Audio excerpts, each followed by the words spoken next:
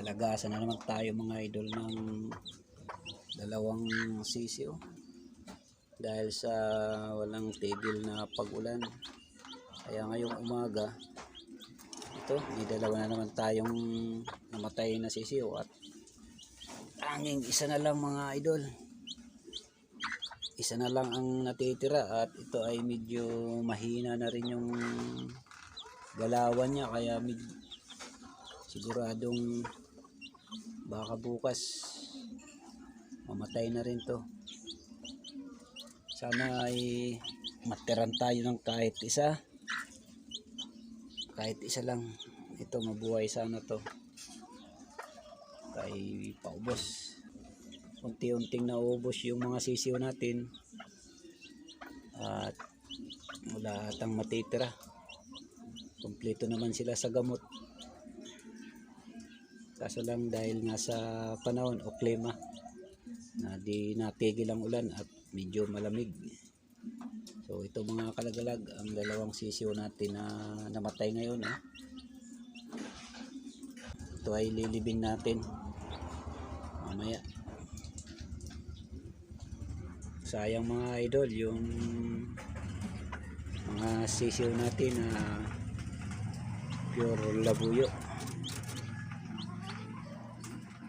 Happy good day, mapagpalang hapon sa inyo mga kalagalag.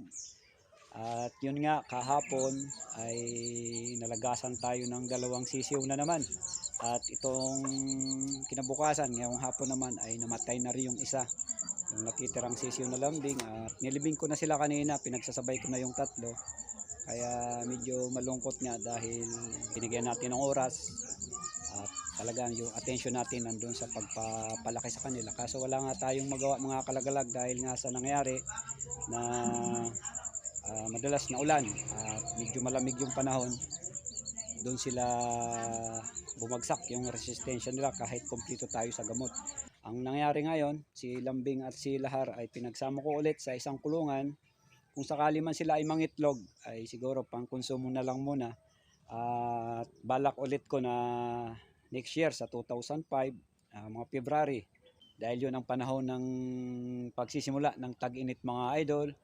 February magpapetlog tayo, March, April, May doon ay tag-init, tamang-tama para sa mga sisiw labuyo nang hindi sila maging sensitibo sa ulan o sa taglamig. Sa nangyari sa ating pasisiw mga kalagalag ay medyo masilan dahil nga sa klima ng panahon. Naubos yung mga sisiw natin. Nakakapanginayang kasi nga naglaan tayo ng oras at panahon sa kanila. Di tayo sunerte mga idol, kaya next time na lang tayo ulit mag-breed kung sakali. Maghanap tayo ng mga alternatibo kung paano makabuhay tayo ng mga sisiw na labuyo. Kasi napansin ko mga kalagalag, mas masilan pa sila sa mga native na manok o kaya mga Texas alagaan, kasi nga parang di sa kanila hiyang yung mga feeds na binibigay natin. Kasi yung mga wild labuyo ay yung mga kinakain nila sa mga gubat ay yung mga ng punong kahoy, mga bunga, yung mga maliliit na tawag dito, buto at mga uhod. Mahirap naman na pakawalan natin sila sa bakuran kasi itong si Lambing nga ay maila pa ito Di mo pa pwede siyang bitiwan kasi pag binitaw natin si Lambing sa bakuran ay siguradong lalayas yun at kasama na yung mga sisiw niya. Kaya sa kulungan talaga sila nararapat palakihin. So yun nga, hindi tayo nga sunerte at namatay yung mga sisiw natin. At si Lahar at si Lambing ay pinag-isa ko ulit sa kulungan.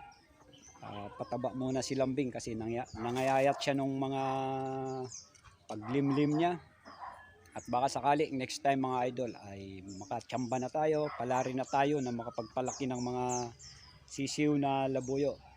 At yun lang mga kalagalag, ay na-update ko lang na hindi nga tayo sunerte. Dahil nga ang gusto ko sana kapag meron na tayong sisiw na mga purong labuyo ay itong si Lambing ay ibabalik na natin sa wild. Pero hihirit pa tayo ng isang pagkakataon na makapag-alaga o makapagpasisiw ulit ng tuluyan ng maging malaya si Lambing at si Lahar doon ulit sa Mount ngayon. So yan mga kalagalag, shout out na lang sa lahat nating mga taga-subaybay at mga subscriber. Mabuhay kayong lahat at naway tayo pagpalain ng buong may kapal. Salamat mga idol.